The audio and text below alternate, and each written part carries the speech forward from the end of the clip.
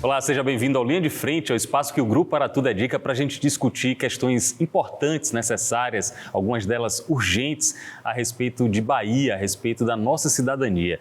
Uma das questões que dizem respeito a todos nós trata do feminismo. Eu queria conversar hoje com uma pessoa que pode nos ajudar a entender como esse pilar pode construir uma sociedade mais justa, mais igualitária e, quem sabe, a gente evoluir bem nessa questão. Eu estou falando da historiadora Luciana Mandelli, como ela mesma se denomina, se qualifica uma feminista. Atualmente ela é superintendente para a inclusão na Secretaria de Políticas para Mulheres do Governo do Estado. Luciana, um prazer, uma satisfação conversar com você. Seja bem-vinda. Obrigada, Pablo, pelo convite. É sempre bom falar sobre esse aspecto, porque as pessoas, no geral, têm dificuldade de entender o feminismo como uma coisa positiva, né? E a gente brinca que o feminismo é uma ideia revolucionária que as mulheres têm de que todos somos iguais e que é possível construir uma sociedade mais igualitária e que quando a gente constrói uma sociedade mais igualitária, todos crescem, todos evoluem, há mais segurança, há mais investimento público, há mais tudo.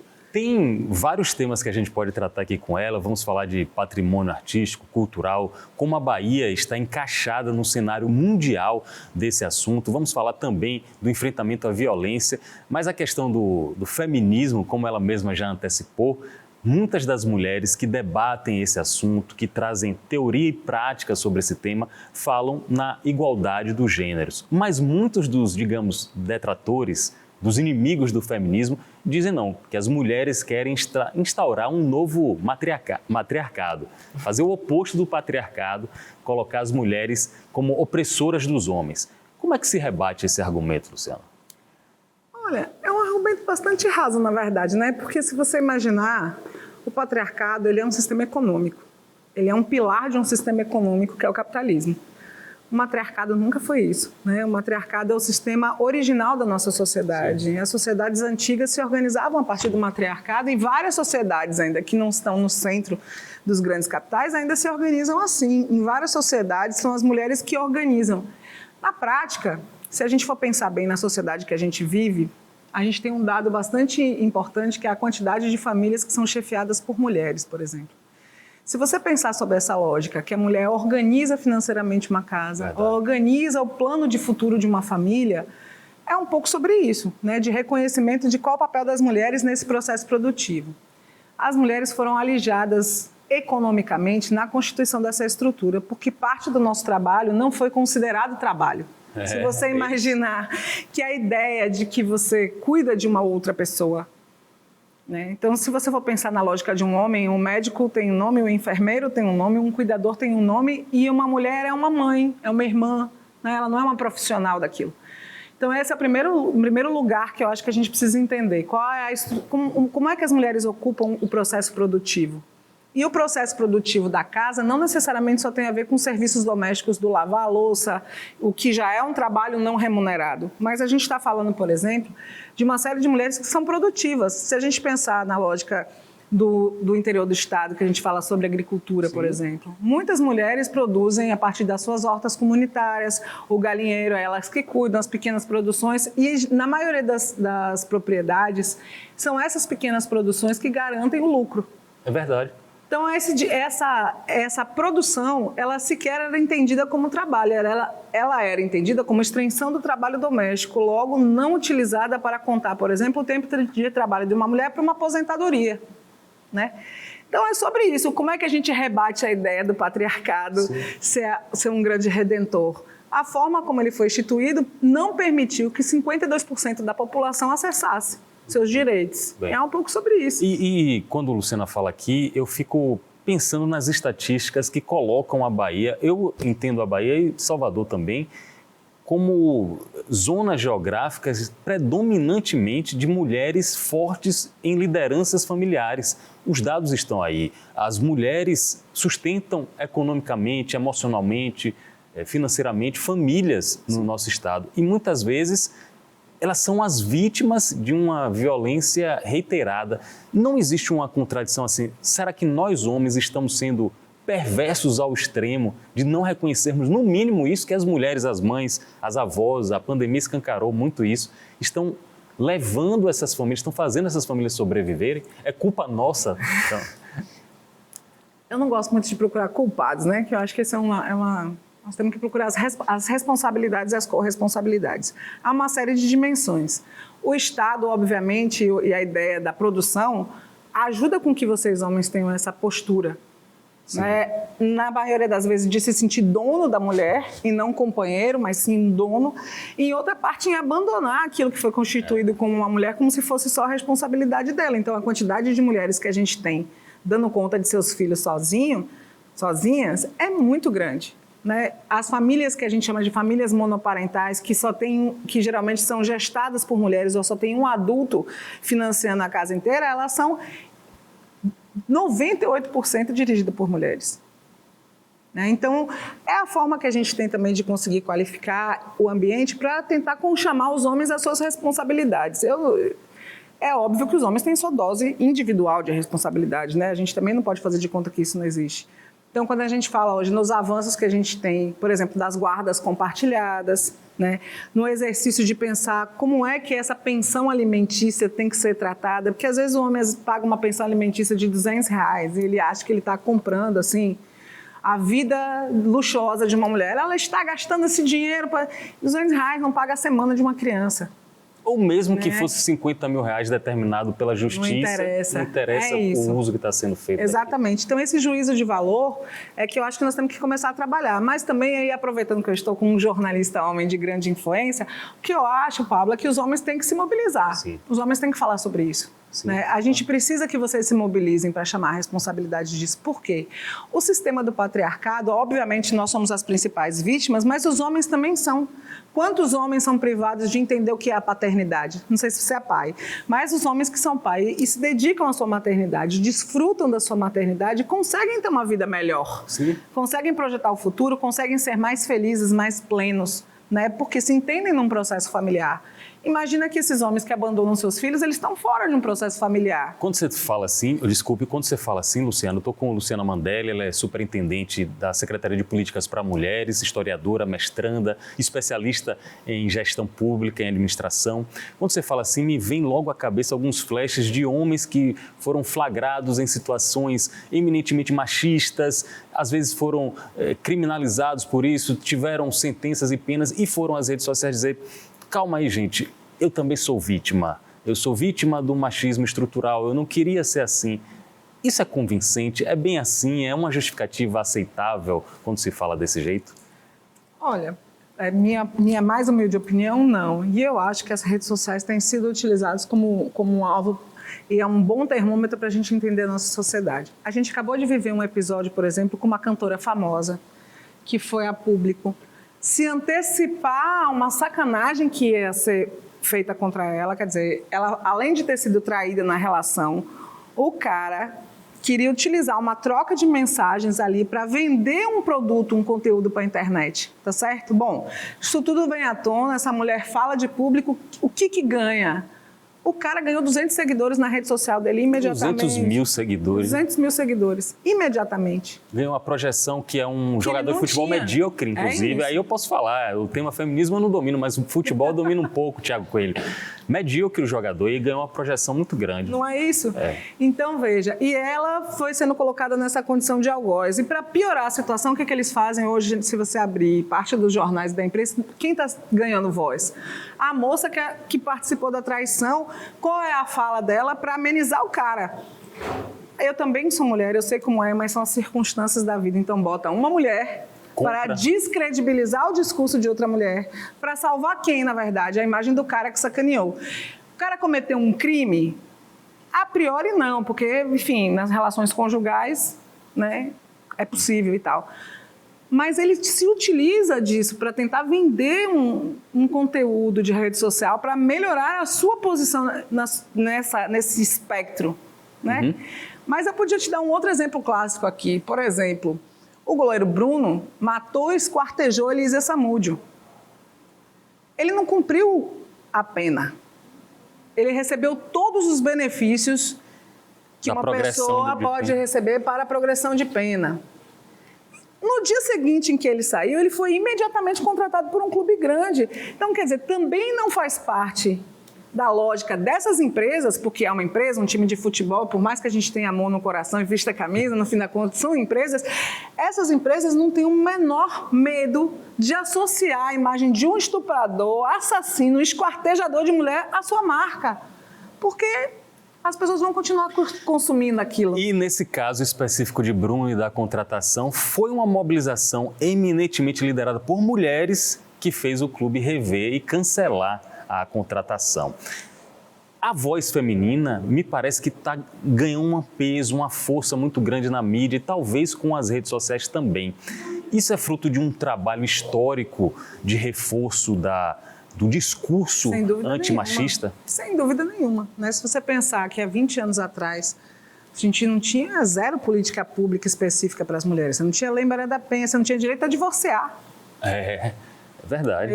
Você tinha que esperar a possibilidade de um desquite acontecer sem litígio complexo para você ter o direito ao divórcio, se o homem quisesse lhe conceder.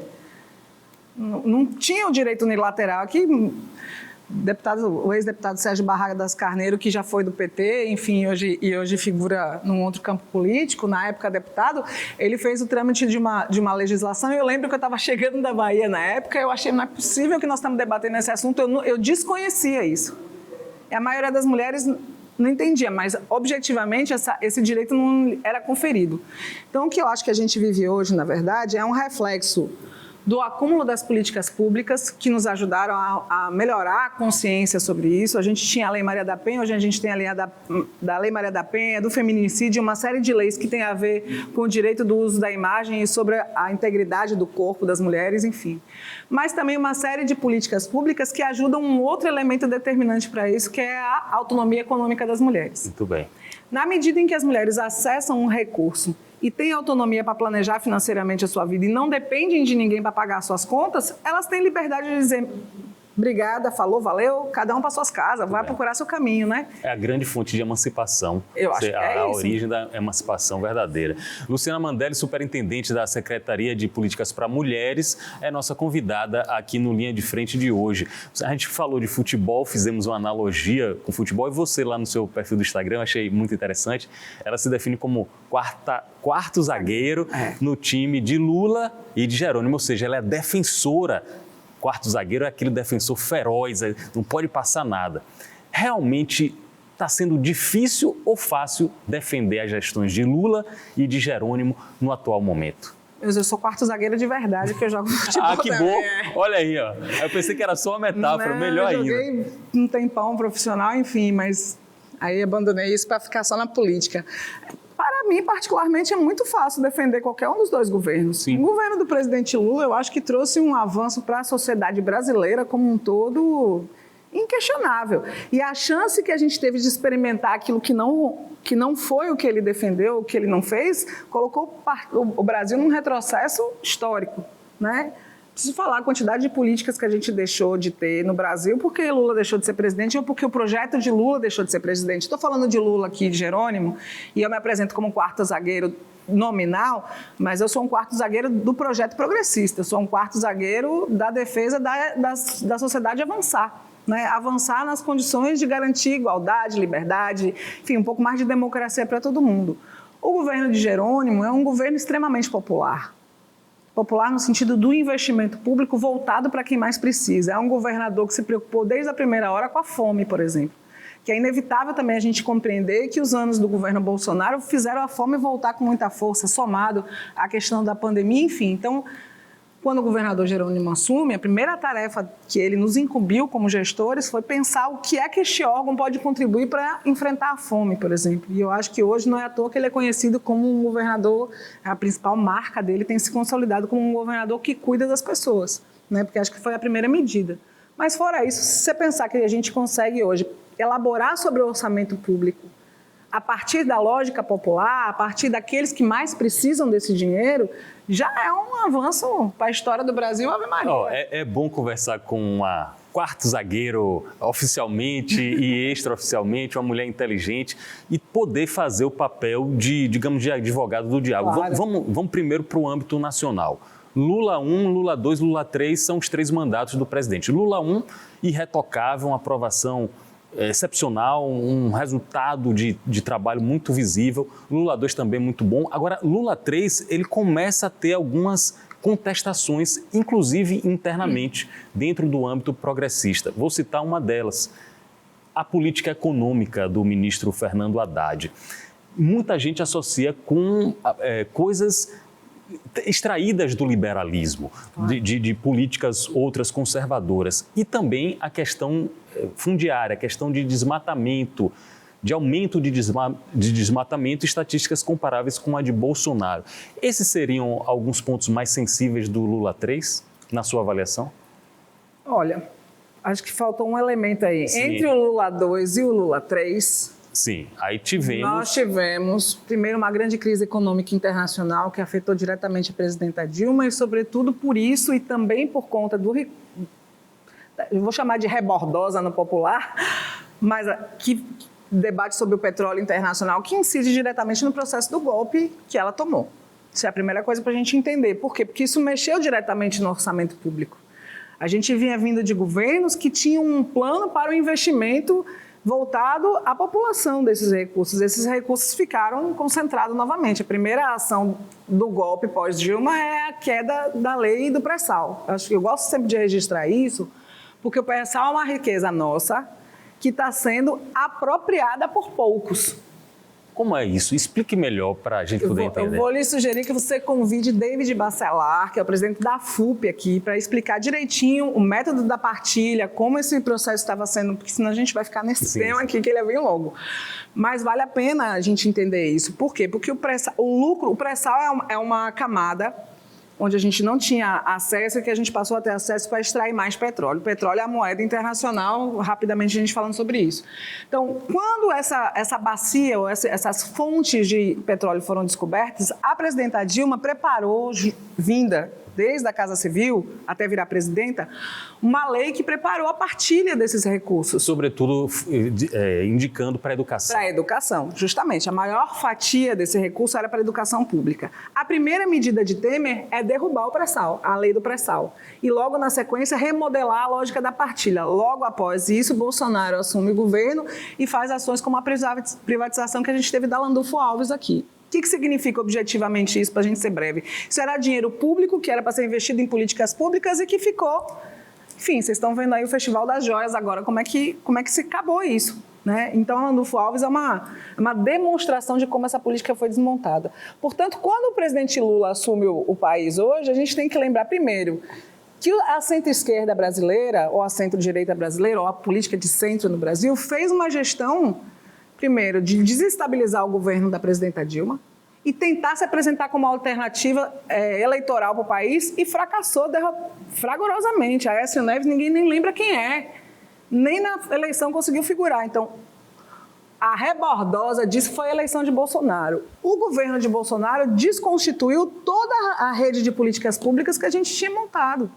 Que os primeiros governos montaram. Muitos que passaram pelos governos, tanto no âmbito federal como estadual, dizem de reflexos de algumas atitudes, reflexos negativos de algumas atitudes que estão, em tese, sendo recuperadas agora, né? Sendo o caminho que você estava trilhando foi interrompido, desviado para outros interesses, outras diretrizes, outros princípios, e agora está se tentando retomar. Eu entendo que é isso que você fala do Lula 2, o intervalo do Lula 2 para o Lula 3. Aqui no nosso contexto local, o governador Jerônimo Rodrigues, ele enfrenta pelos adversários a seguinte crítica: é o governador que mais aumentou impostos, por exemplo, o ICMS, dos últimos tempos que a gente verifica. Isso seria um reflexo do contexto internacional ou um reflexo disso que você falou? Porque a política de impostos no Brasil ela é toda regulamentada. A política de ICMS é um acordo entre os estados. Acho importante lembrar que o presidente Lula chamou os governadores, elaborou um plano e que esses aumentos foram feitos gradativos no Brasil inteiro. Então, o governador Jerônimo acompanha uma política que é feita nacionalmente, né? E é óbvio que aumenta mais, porque tinha muito tempo em déficit. E, ao mesmo tempo, a lógica de distribuição do ICMS é o único recurso que sobrou para o Estado do jeito que nós temos o desenho hoje, porque também foi desmontado o arcabouço fiscal. Não é só um investimento, é que você não esvaziou o cofre só daquela política pública, você esvaziou todos os cofres, tirou a regulamentação toda legal que existia e começou a fazer o que a gente brincava no governo, a gente tinha as emendas PIX. Você tinha à disposição do dinheiro, você regulamentar para onde ir. Então, o prefeito recebe o dinheiro, o deputado recebe o dinheiro e o investimento desse dinheiro não tem uma diretriz de política pública. Isso faz muita diferença para o orçamento do Estado e para o bolso do povo. É o que alguns denominaram no Legislativo de orçamento secreto, que ia diretamente para o desígnio de um deputado, de um parlamentar, fazer justamente o que ele bem entendesse. Luciana Mandella é historiadora, é especialista em gestão pública, administração, mas também está nos ajudando a entender vários aspectos da economia, aspectos da fazenda, e isso é bem legal porque você traduz para uma linguagem acessível a todos. Atualmente você está ali na Superintendência para a Inclusão na Secretaria de Políticas para as Mulheres. Quais são as premissas que você tem no seu trabalho que está sendo desempenhado há 90 dias? Olha, a SUPIS, que é a nossa superintendência, eu queria mandar um abraço para minha chefa, minha secretária de Política para as Mulheres, Elisângela Araújo, que é uma parceira fantástica, e a gente segue a diretriz dela. Sim. E do governador, que são uma matriz de pensamento importante. A superintendência, ela cuida de duas políticas grandes e estruturantes. A política de promoção das mulheres, que tem a ver com tudo isso que a gente estava falando aqui, das políticas de feminismo, de impulsionar as mulheres que querem entrar na política, que atuam na política, que atuam nos movimentos sociais, que atuam nas ações de emancipação e de empoderamento das mulheres, né, que são, às vezes, formulações, seminários, universidades, enfim. E ela atua nessa pauta da promoção e a sócio-inclusão das mulheres, sócio-inclusão produtiva, cultural, enfim, tem uma série de ações. Então, o nosso leque de atuação é bastante amplo. Né? Por exemplo, um edital agora em agosto, R$1,5 milhão para mulheres comunicadoras aqui da Bahia. Eu estou muito contente, tá? Eu estou muito contente que, na verdade, a gente chegou num momento bastante importante na superintendência e nós estamos abrindo daqui até o final desse semestre uma sequência de editais. O primeiro que vai ser publicado, na verdade, não é nem esse. Nós vamos abrir um edital agora, Mulheres à Frente no Esporte. Que legal. Que vai cuidar uma parte, enfim, das mulheres que praticam futebol feminino amador e a gente está querendo incentivar isso, porque, enfim, teremos uma Copa do Mundo das Mulheres aqui e a gente quer que esse esporte, que as mulheres ganhem as possibilidades que os homens têm, como em vários países da Europa, hoje as mulheres já disputam ganhar o mesmo salário Sim. dos homens no futebol profissional e tal. Mas ele também serve para incentivar a Política Nacional de Cuidados. A gente vai ter esse edital agora da comunicação também, que pensa as mulheres da cadeia produtiva da informação. Então, a gente quer conversar com essas mulheres que produzem informação e quer que os setores que atuam na publicidade nos ajudem a desconstruir a ideia de mulher-objeto. Porque eu acho que a gente tem muito isso. Se a gente olhar para as nossas propagandas, por exemplo, mulher que vende comida, a mulher que vende o carro, a mulher que vende a casa, é sempre uma imagem feminina. E vende cerveja, é o corpo dela. É isso, é sobre o nosso corpo. Nunca é uma mulher vestida, uma mulher no padrão médio da sociedade. É sempre uma mulher padrão modelo, com pouca roupa e tendo suas curvas e não o seu cérebro evidenciado no processo. Então, a gente quer dialogar um pouco com isso também. Mas a gente está tratando de inclusão socioprodutiva com os nossos parceiros também. Então, a gente deve ter agora, que são ações vitoriosas da nossa secretária, 2 editais bastante grandes. Um edital que chama Mulheres à Frente da Assistência Técnica Rural, que a gente vai tratar com as ruralidades do estado da Bahia, sobretudo e também as ruralidades urbanas, porque a gente quer falar com as mulheres que estão nos centros urbanos, mas produzem sua horta, têm seu galinheiro, então a gente está trabalhando com isso. E um outro edital importante, esse é em parceria com a Secretaria de Desenvolvimento Rural e a Bahia Ter, que eu falei primeiro, da assistência técnica, e um outro que a gente está fazendo em parceria com o Fundo de Combate à Pobreza, que é Mulheres que Alimentam. E a gente está financiando as mulheres, vai financiar eventos e produtos e o beneficiamento das mulheres que produzem em sistema coletivo de mulheres. Caramba, sua superintendência, aqui é a Luciana Mandella, sua superintendência vai ter muita pauta positiva até o final do ano, né? Vai, menina, não cheguei ainda na cultura, não cheguei ainda no CSU. Fica à disposição. Então, a gente também está trabalhando aí junto com a Secretaria de Cultura para elaborar esse edital Mulheres à Frente na Cultura, né? E devemos ainda ter esse ano essas ações com centros sociais urbanos, porque a gente tem uma política importante, e eu acho que essa foi uma grande vitória da secretária Elisângela Araújo. Pela primeira vez a gente tem um programa que atravessa o orçamento todo, que chamou elas à frente, né? O orçamento público, rapidamente, para a gente não tentar se estender muito, mas o PPA é um instrumento, é o plano plurianual, é o instrumento que gesta o orçamento público. A nossa secretária teve uma vitória muito grande, porque ao elaborar sobre os seus programas estratégicos, o governo do estado todo teve que pensar nas mulheres. Ela conseguiu aprovar um programa, que é um programa que foi assinado como lei pelo governador do estado, quando ele assina a lei orçamentária, que perpassa o orçamento de todas as secretarias. Então, todas as secretarias têm obrigação de tratar conosco, de fazer parcerias e de elaborar o seu próprio orçamento atendendo as mulheres. Então, daqui a um tempo a gente vai estar discutindo desenvolvimento urbano, casa, enfim, é uma forma que a gente tem de fazer com que a autonomia econômica das mulheres vire a pauta central do governo do estado. E tratado com inteligência, porque às vezes a pessoa olha o orçamento da Secretaria de Políticas para Mulheres, não é um orçamento grande, mas vocês conseguiram organizar uma participação importante em outros orçamentos, não é? Exatamente, porque eu acho que essa é a finalidade. A gestão pública, ela tem pastas distintas. Você tem pasta que é de política específica, que você fica, por exemplo, a Secretaria de Desenvolvimento Urbano, ela tem o urbano para cuidar, então tem um limite, ela está cuidando daquela... Quer dizer, peguei uma pasta que é bastante ampla, mas se você pensar, por exemplo, a Superintendência de Esportes ou de Patrimônio, você tem pautas específicas. Não existe uma política pública que não tenha mulher. É verdade, e nunca foi pensado assim, né? Então, a gente também é inovador nisso, porque é isso, da onde nasce essa origem dessas políticas públicas? No primeiro governo do presidente Lula, e que era uma tradição política do PT. Nas suas prefeituras tem essas políticas específicas que a gente chama de políticas transversais. Mulheres, enfrentamento ao racismo, juventude, são temas, as questões LGBTQIA+, as questões de direitos humanos, são políticas transversais. Se você pensar, por exemplo, o Brasil, não existe uma política pública se você não pensar no enfrentamento ao racismo. É uma coisa que, infelizmente, nos funda.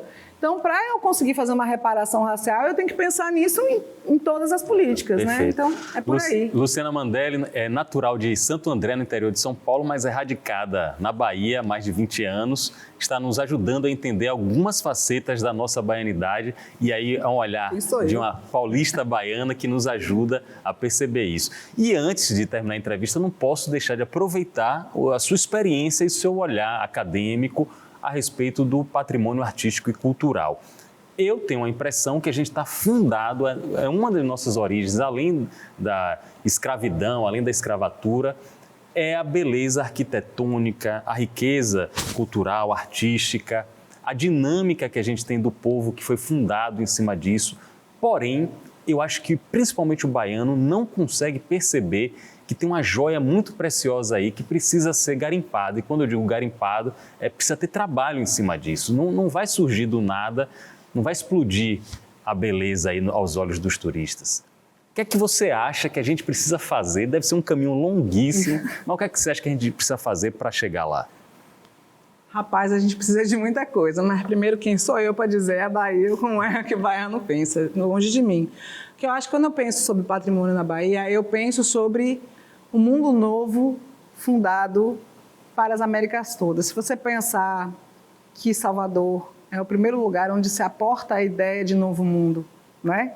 Então, a gente está falando sobre uma lógica de desenvolvimento internacional. Então, eu fico sempre lembrando disso para pensar que o nosso patrimônio, ele fisicamente é muito importante, mas o nosso patrimônio imaterial, ele é inestimável. Se você pensar na lógica das tecnologias sociais, no que a gente conseguiu agregar, por exemplo, a gente não ter o nosso patrimônio indígena, quase nada preservado, né? E aqui, lembrar de mandar um abraço para a Célia Tupinambá, que conseguiu uma coisa muito importante agora, que foi pedir de volta os nossos mantos tupinambás de volta para o Brasil, que foram expropriados e estão expostos em museus europeus, na Dinamarca, né? Então, talvez a fala dela nesse momento consiga representar bem aquilo que eu acho que a gente tem que fazer. A gente tem que decolonizar essas relações de patrimônio para preservar o nosso patrimônio. O patrimônio colonial, ele é fundamental. A gente não consegue contar a história do mundo sem contar como é que existiu uma Salvador, como é que essas contradições existiram. Salvador, o recôncavo baiano, que é onde começa a economia latino-americana. É o sistema escravagista, fumageiro, começa aqui. É aqui na Baía de Todos os Santos, é aqui no recôncavo baiano que a economia latino-americana começa. Então, se eu não pensar sobre essa perspectiva e não colocar a gente nessa perspectiva, nós não vamos pensar patrimônio. Então, essa é a primeira coisa que eu acho que a gente tem que conseguir se reposicionar. Qual é a nossa importância no mundo? Não é só sobre um prédio. Sim. É sobre a história mesmo. E sobre a história que precisa ser confrontada, porque hoje o mundo está chamando a gente para olhar para aquilo que está sendo chamado de política sul-sul. Né? Como é isso, política? Política sul-sul é quando a gente privilegia as relações internacionais com os nossos pares. Sul-sul é porque nós estamos abaixo da linha do Equador. Então, quem são os nossos sul-sul? Nós estamos fazendo política latino-americana e com os africanos. Nós precisamos que o continente africano melhore e nós estamos falando com a Ásia também, com essa banda da Ásia cá de baixo. Né? Então, essa política internacional ela está girando para esta economia e esta economia está dizendo que aquela economia colonial foi superada, que a ideia de economia colonial foi superada. Se a gente não entender o nosso patrimônio, a gente não vai executar essa política sul-sul pensando no investimento econômico que a gente tem que fazer. Ah, mas você está defendendo que não se converse mais com a Europa? Obviamente que não, não é sobre isso. A gente precisa continuar mantendo relações e, obviamente, elaborando sobre isso também, mas os próprios europeus hoje já falam em decolonização. Eu não estou inventando a pedra aqui, os franceses estão falando isso antes da gente, Sim. Tá certo?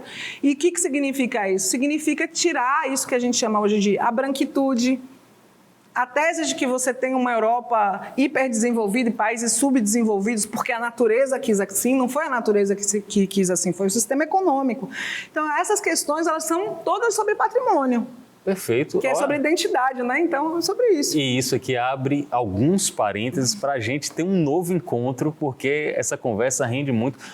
E como eu estava supondo, o olhar, digamos, de uma paulista que chega à Bahia e que consegue identificar, geralmente é assim, geralmente é quem está de fora que consegue identificar coisas muito valiosas aqui que a gente não está conseguindo e você, como outros, nos ajuda a entender alguns desses papéis que a gente está deixando, talvez por omissão ou por ignorância, a gente está deixando passar de oportunidade. Mas tem muito baiano e baiana entendendo tudo que eu estou falando, sim, sobretudo os detentores desses bens, que aí o que eu acho é o seguinte: eu vim aprender muito dessas coisas que eu estou falando aqui, de entender essas coisas aqui e vivendo aqui. A minha experiência de formação na Bahia é no chão mesmo, né? Eu corri os 417 municípios, eu conheço o interior da Bahia e eu só consigo fazer essa análise hoje, sobretudo porque eu estive lá debaixo da lona entendendo como era, por exemplo, a Estrada Real na Chapada Diamantina, né? O que é que circula essa Estrada Real, o que se desenvolveu no entorno disso. Claro que o olhar da historiadora ajuda, mas foi lendo os baianos que a gente chega nessa síntese. E eu penso muito eu hoje, que há uma necessidade da Bahia querer a si como protagonista. O povo precisa tomar isso para si. Né? E, sobretudo, os nossos grandes centros, porque o Estado, o governo do Estado não vai dar conta disso sozinho. Isso é um debate cultural que precisa ser estabelecido, um sentimento de pertença que precisa ser instituído.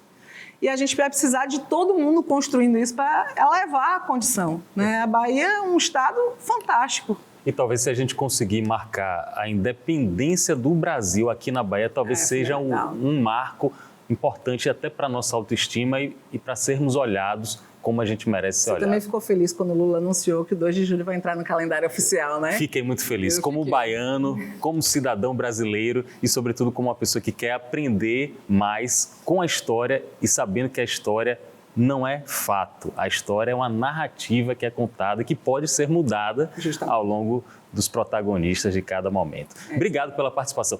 Como eu tinha ouvido antes, seria uma conversa muito boa, uma conversa muito inteligente, só não imaginei que seria de uma profundidade em pouco tempo. Obrigado, Luciana. Bom trabalho para você. Obrigada. Até um próximo encontro. Até a próxima. Conversamos com Luciana Mandelli, ela é superintendente da Secretaria de Políticas para Mulheres aqui no Linha de Frente. Obrigado a todos e até um próximo encontro.